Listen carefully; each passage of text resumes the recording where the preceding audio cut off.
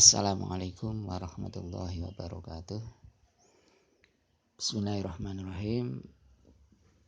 Saudara-saudara sekalian, kita lanjutkan kuliah kita statistik dengan teknik korelasi rho.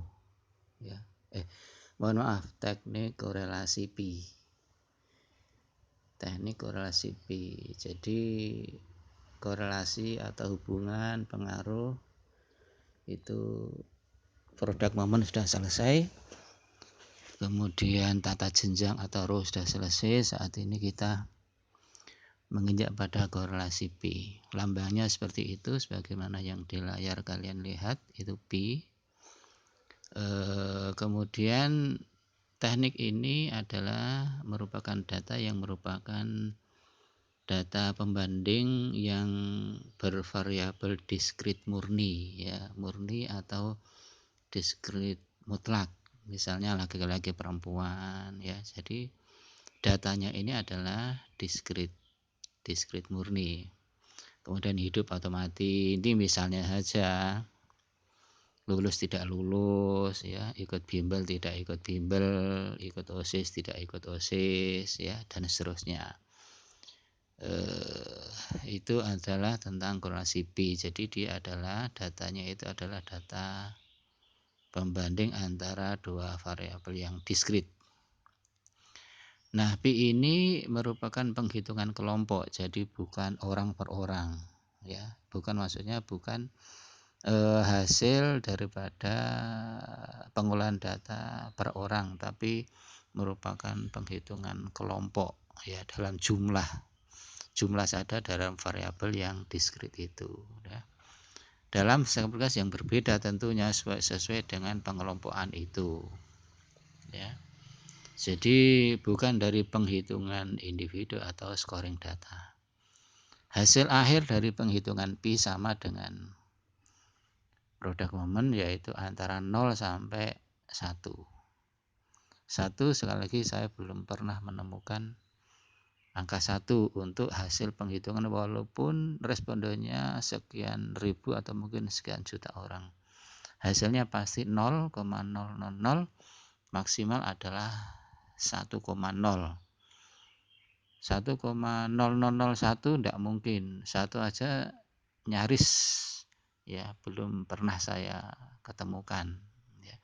Jadi kalau ternyata hitunganmu nanti itu kok lebih dari 1, ya, 1,01 aja tidak mungkin, ya, atau 1,02 dan seterusnya, atau bahkan 2,0 dan sebagainya, itu berarti salah menghitungnya, ya.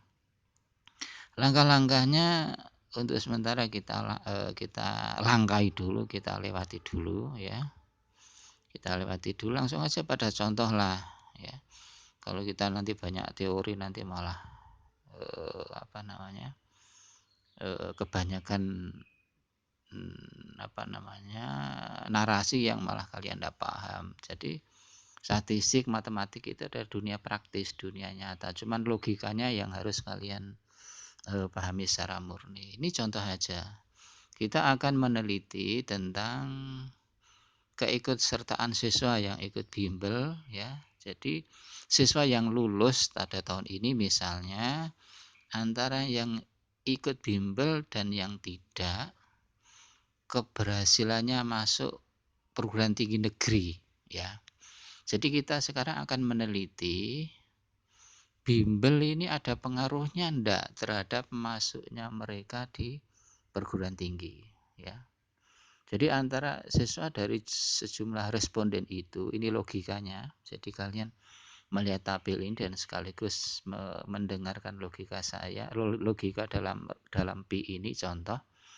Jadi misalnya di MAN 1 Sidoarjo meluluskan katakanlah 100 orang, ya, yang sudah lulus. Nah, biasanya setelah lulus itu mereka langsung berkompetisi untuk berbagai upaya bagaimana bisa masuk ini PTN, ya, masuk perguruan tinggi negeri.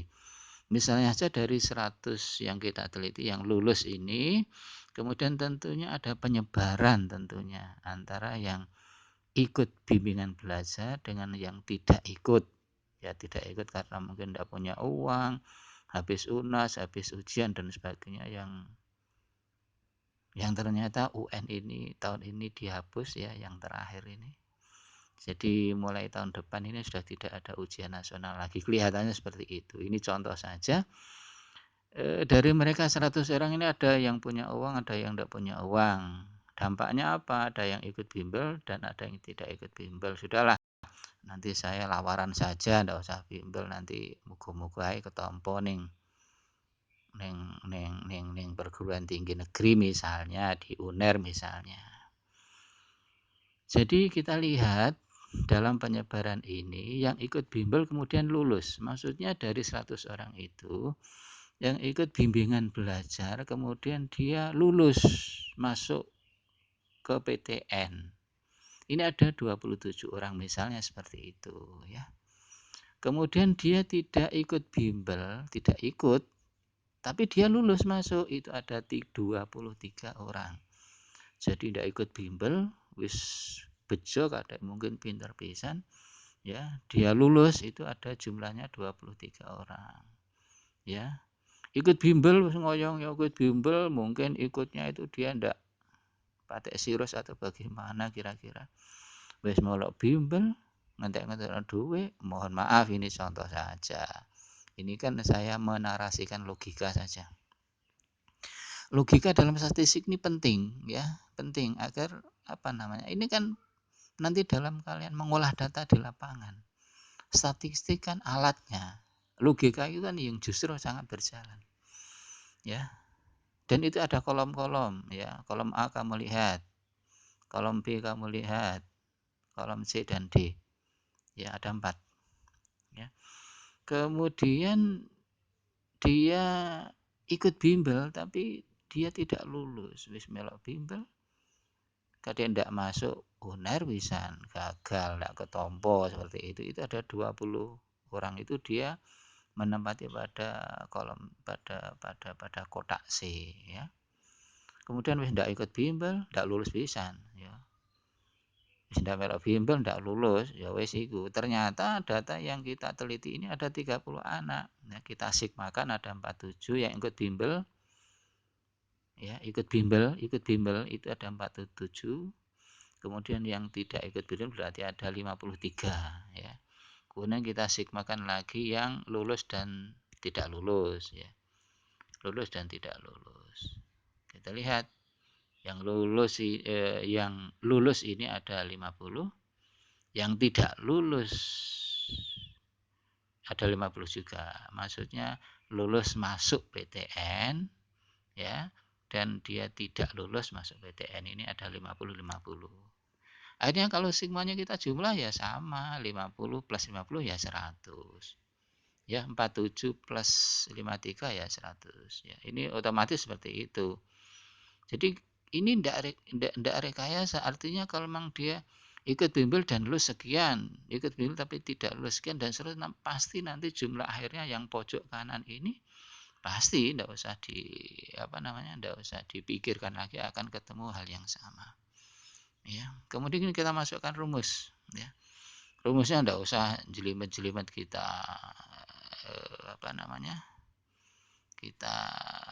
kita lihat, kita langsung aja prakteknya di sini ya. Rumusnya seperti ini kan. Kamu lihat AD minus BC, maksudnya A kali D setelah ketemu berapa minus BC ya. Kita bagi, kita akar-akar ini, kita lihat akar ini garisnya di diktat, kamu lihat juga, dan kamu garis pakai bolpen sampai notok seperti yang di atas itu garisnya ya. Kalau karena memang di komputer itu garisnya seperti itu ya segitu aja, tapi di diktat kamu tambahin lagi. Jadi akarnya akar secara keseluruhan, bukan berhenti di A plus C, tapi setelah kita hitung plus itu ya, AB A plus B kali ya, A plus C kali, dan setelah ketemu baru kita akar ya. Setelah kita akar baru kita bagikan, gitu caranya. Kita lihat A D minus BC. A ini berapa? A, coba kamu lihat itu ya. A ini adalah 27 ya. Kali D. D kamu lihat kolom D 30 dan sebagainya ya. Kamu lihat ini ya. Dan sebagainya di situ angka-angka di atas tinggal kamu masukkan aja, tidak usah ngapalkan rumus, tidak ada statistik kita itu ngapalkan rumus, tidak ada. Yang penting apa yang saya tuliskan di sini kamu paham itu dari mana angka-angka itu sudah ya, sudah bagus dan sudah selesai. Juga sudah bagus itu. Tidak usah dihafalkan, karuan ngapalkan ayat-ayat khutbah saja ya, nggak karuan ngapalkan kaidah-kaidah yang ada di pesantren saja ya. Jadi 27 kali 30 minus 23 kali 2 sebagainya, akhirnya dan sebagainya seperti angka-angka di atas kamu masukkan. Kemudian ketemunya seperti ini ya, 350 dibagi akar 6227500 ya. Akar itu kalau kamu tambahi lagi garisnya maksudnya itu juga bagus ya. Akar 6227500 berapa? 2495,496 ya. Itu 350 dibagi itu, kemudian ketemunya adalah 0,140. Ini hasil terakhir ngitung kita ro itu 0, sekali lagi tadi 0,0000 hasilnya pasti sampai maksimal 1,00000. Nah, di sini data yang kita teliti ini hasil akhir penghitungan ro kita adalah 0,140 ini. Ya, ini yang kita pegangi, kita bandingkan dengan tabel ya. Nanti kalau ternyata hasil ngitungnya kita itu kok lebih besar, berarti HA yang diterima. Memang ada pengaruhnya ternyata bimbel dengan dia itu masuknya perguruan tinggi negeri ya. Kalau ada pengaruhnya dilanjut aja bimbel yang kita laksanakan di sekolah itu, mungkin sekolah A misalnya secara komersial mendirikan bimbel misalnya. Ya, dengan nanti bayar sendiri dan seterusnya, diajar oleh guru-guru yang dari bimbingan belajar misalnya, dari Primagama, dari Ganesha dan sebagainya ya. Kalau ada pengaruhnya ya, itu kalau ternyata 140 kok lebih besar nanti daripada tabel ya, daripada, maka memang ada pengaruhnya, ada korelasinya, berarti kita lanjutkan.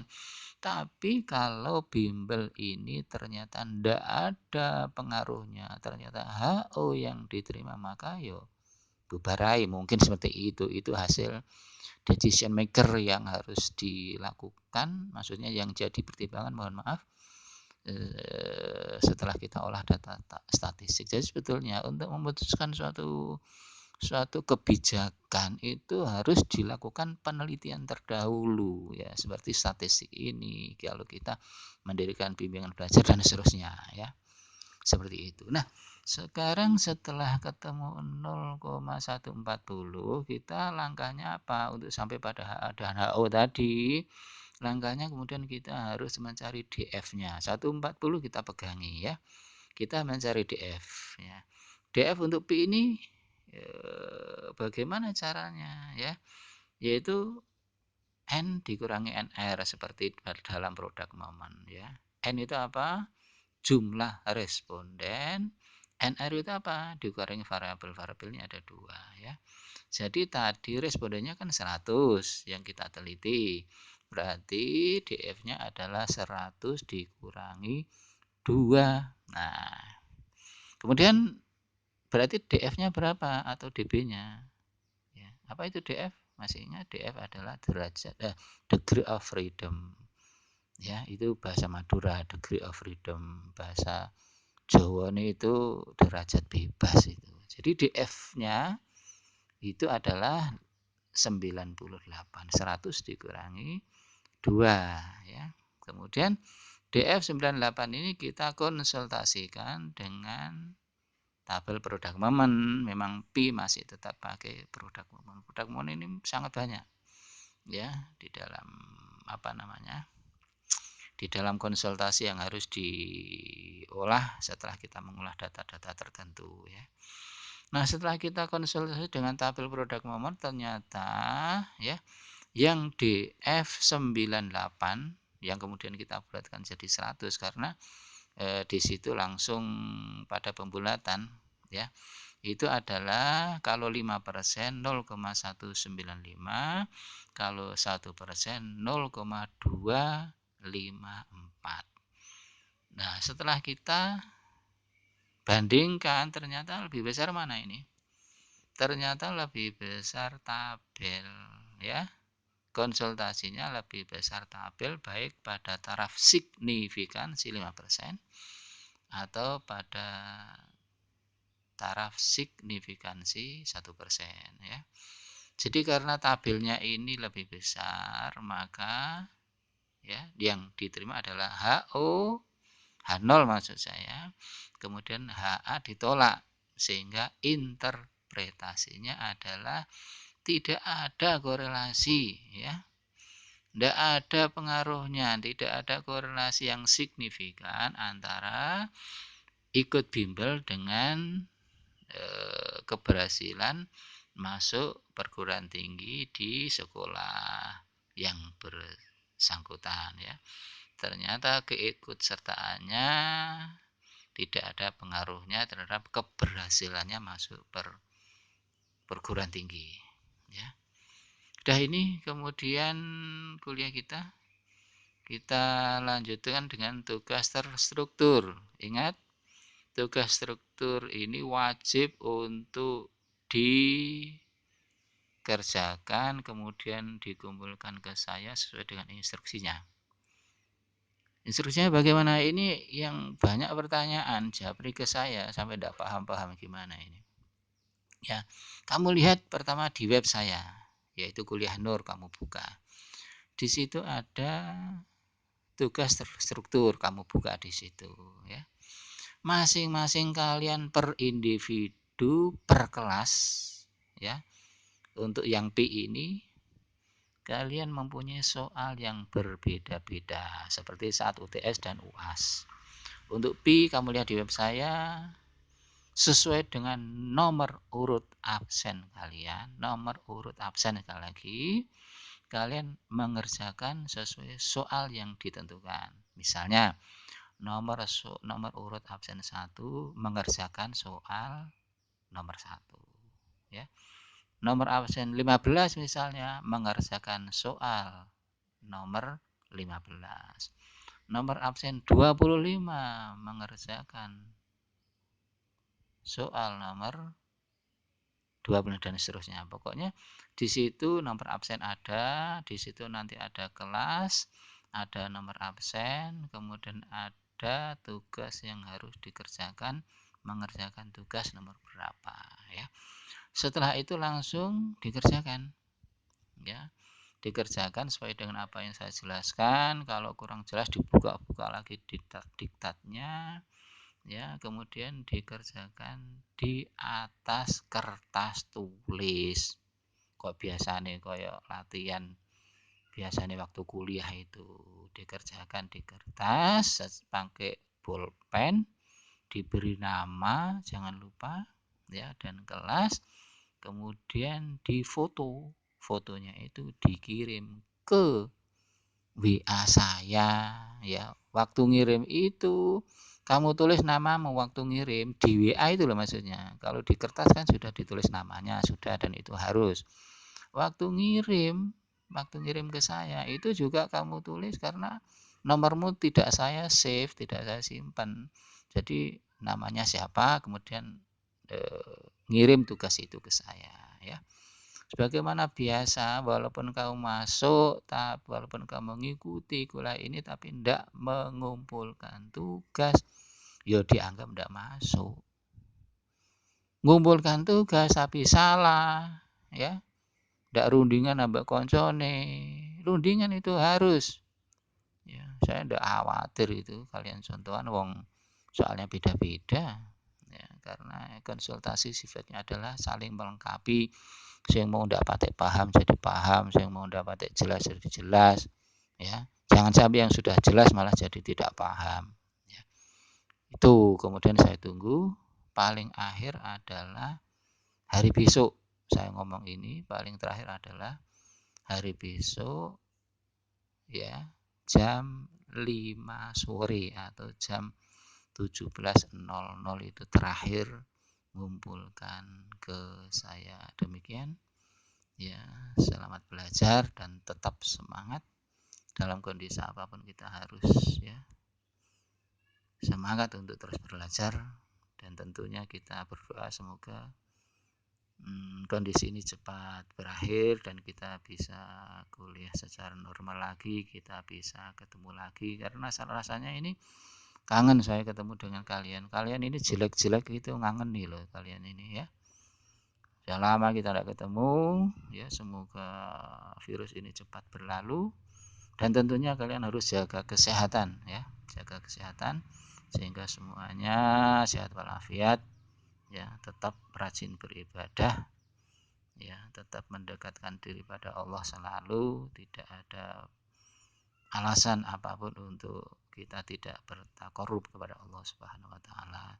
Sehingga apa yang kita upayakan semuanya semoga senantiasa mendapat ridho dan barokah sayang Allah Subhanahu wa taala. Demikian wa akhiran, wassalamualaikum warahmatullahi wabarakatuh.